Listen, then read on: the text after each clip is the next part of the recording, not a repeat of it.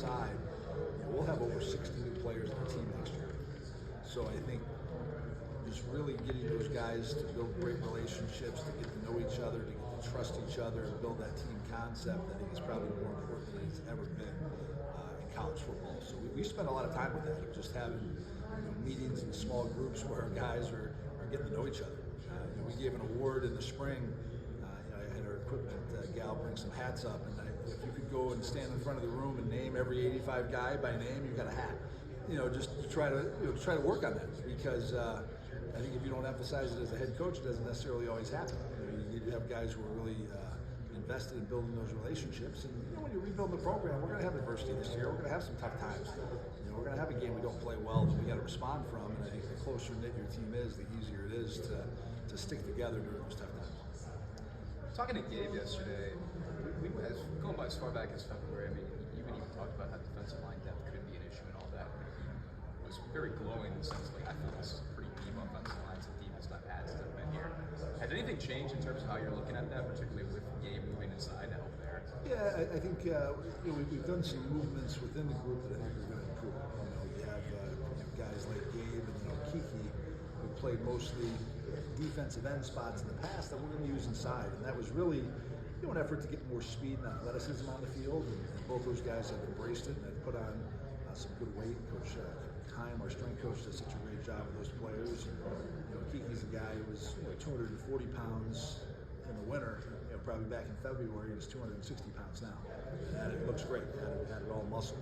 But we got to play a lot of guys there. We got to keep our D-line fresh. We got to keep them rotating in so they can play with great effort. And I think that's something you got to sell those guys on. Is I think D-line is a unique position where sometimes you can be more productive playing less. It's better sometimes to play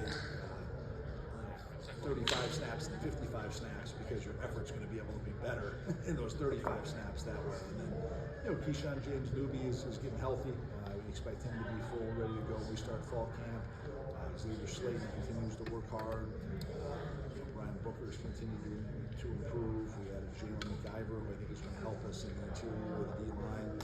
Who's a junior college transfer. So I do think continuing to grow that depth and see guys emerge during fall camp is going to be critical. Well, that's the exact point Gabe made. He's like, we're not going to have a good pass rush if I'm playing 60 snaps a game. Someone's going to get 2 gassed out. That's what happened last year. And we'll do some situational packages. I think one thing I've always liked about Coach Nowinski's defense or defensive coordinator is the nickel type package. We call it our posse package, and it's really built around getting speed on the field. A guy like Randolph Kapai, who's played mostly linebacker, there may be times where he's lining up in a defensive end spot, just to get speed and athleticism on the field. And really, you have such a great breadth of different offenses you got to compete against in this conference. From Air Force with the option to San Jose State with the run and shoot to Boise that's a little bit more traditional with shifts and trades and things like that. You got to have a diverse defense. You got to have great depth to handle it. And then what day does fall camp start? Players report the 29th of July, and then our first practice is the 30th of July.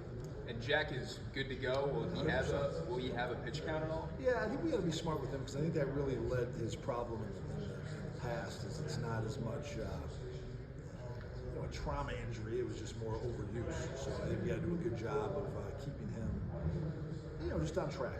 Get what he needs, but not spend an hour and extra throwing after practice because that can have diminishing returns. But he's returned full to like our player-led practices and our 7-on-7s this summer. He's doing a good job. And Gabe Lopez, I'm so sorry. Gabe Lopez, this is his second straight year representing UNM. I mean, what made him and then Mr. Pierce the right choice to come? Well, I think both those guys are great leaders in our locker room. I think that was something I learned. Taking over a new program, I think it's really critical to get the guys who are already leaders in the locker room, bought in. And I think Richard Pierce and Gabe really have done a great job of buying in and providing leadership. And I think a lot of the other players turn to those guys for how should we be reacting to changes we're making, or how things are different. And they're both very well spoken, very well respected in the locker room. They've been guys who've been through a lot. Richard and Gabe have both been through 2 college programs. They've been through multiple coaches at the schools they've been at. So they've seen a lot. In a lot of ways, those guys are my motivation. Guys like that who are in their last year eligibility provides me with motivation to work my tail off to make sure those guys have a great senior year and a great experience coming out. And I think they did a great job representing us. And then obviously, you guys got some ballers that were coming with you: Jack Lane, Jason Eck, Abraham Williams, and then you played Montana State a couple times the last few years, and then now you have Mr. Humphrey joining you. So what does it mean to be having him playing on the same team? Yeah, it's great to have Scott Ray with us. We recruited Scott Ray out of high school, and we were only going to take one scholarship running back in his class, and Dave Buchanan was with us now. He committed and kind of took that spot before Scott Ray had made a decision. And there were times when I thought, well, maybe we should have taken 2 running backs in that class because I saw how well Scott Ray did at Montana State. So when that opportunity came up and he entered the transfer portal, he was one of our major targets, and we were very excited to add him there. But our running back group, I think, is probably the strength of our team right now, and we got to lean on those guys and find ways to creatively use those guys in different ways to make an impact for us this year. And then now that you've been in Mexico for a minute, are you red, are you green, or are you Christmas? Daniel, I'll tell you the story. When I first got there, I said Christmas just because I thought it kind of sounded cool, but I really didn't know. But now I'm firmly in the green camp, and our school colors are red, so I don't know if that. I hope that doesn't offend anybody, but I prefer green. I had some green in my breakfast burrito yesterday before I had it out. So I love green chili, but I don't mind the red, but green's my favorite. Thank you, Coach. No problem. Going back to Jack Lane, with him missing so much spring ball, were you able to get a good evaluation on what you might think the passing game would look like? Yeah, I think it's something that's shown some growth even this summer. As they've worked on their own. In some ways, it might end up being a blessing in disguise because I think Jack had an advantage in the competition with how many reps he'd had in the system. But with James getting the majority of the reps with the first group all spring, I think that's kind of diminished some of that advantage he had. So I think we'll have a good competition between those two guys in fall camp. And then we got to evaluate our new guys as well. Cole Welliver transferred in from UConn, and he's a big, strong-armed kid that could factor in. We got to see how quickly he picks things up. But just really happy Jack Lane's fully healthy now to compete for the job in the spring, and it should be a good competition. Talking to some of the other teams around here this week, I mean, New Mexico is kind of an unknown to them. They don't know what to expect from you guys. They don't know a lot about you. How can you kind of use that to your advantage? Just they don't know what to scout. I think that is an advantage for us. Obviously, I don't think people think very highly of us, which is fine. I kind of laughed. I said whoever voted us to get us ahead of Nevada probably thought Dampier was still here, or I don't know. Maybe there was some cheating, or maybe Coach Choate stiffed somebody on a bar tab once, and so they voted him low. But I don't mind that. I think the key thing is building expectations over time, and I look forward to the time where hopefully what a legacy Boise State has built, where they expect to be good every year. They've been picked to win the league in 15 straight years, and what a credit to that program there. But I think for us coming in new, I'm not surprised that we have low expectations, and I think it's just our job now to put a better product on the field, because in the end, no one really remembers the preseason things, but that final standings in the conference people remember. They said the same thing when I talked to Dave and Richard yesterday about the preseason polls. They said that it didn't matter, it was all about what was happening on the field. How do you feel just about how the team's mindset is right now?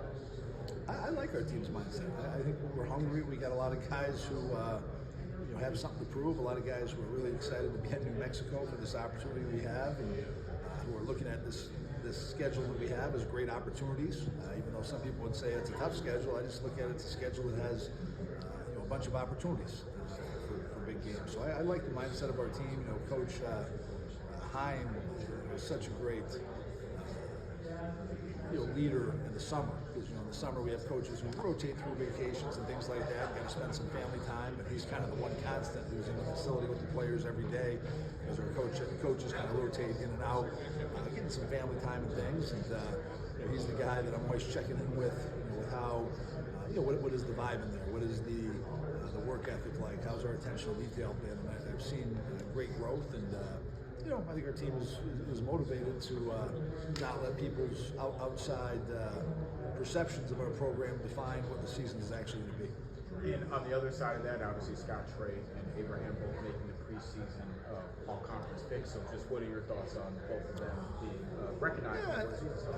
Happy for them that people recognized their talents and abilities, even though they're really basing that on their accomplishments that were not done in a Lobo uniform. But those guys are proven college football players who've done it at a high level. Abe going back to when he was at Weber State, and then ironically, like Scott Trey's the leading rusher in our stadium on our roster right now, even though he's never played for New Mexico, because he had 140 yards last year when Montana State came in and beat us here last year. So those guys are great athletes, great talent, guys that we're going to be counting on to play very well for us this year, for us to have success, and great to see those guys recognized for that.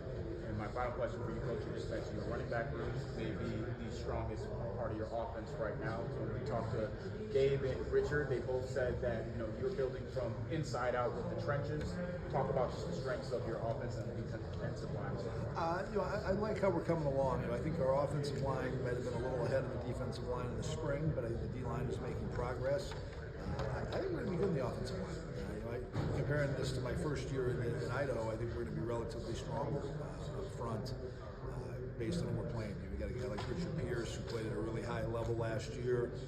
A guy like Zay Silliman who didn't start in the O-line last year, but he played 600 snaps at tight end. And I thought their offensive staff did a good job last year of being creative in New Mexico of just saying, hey, our sixth O-lineman is better than some of our skill players, and they found a way to get him an eligible number and play him 600 snaps. So even though he's not a returning starter on the O-line, he's one of our most experienced guys in a Lobo uniform. And then you bring back a guy like Tevin Shaw, who started the first 2 games last year and was ahead of some guys who ended up transferring up, and then now has really worked his tail off to rehab back. I'm expecting big things out of him.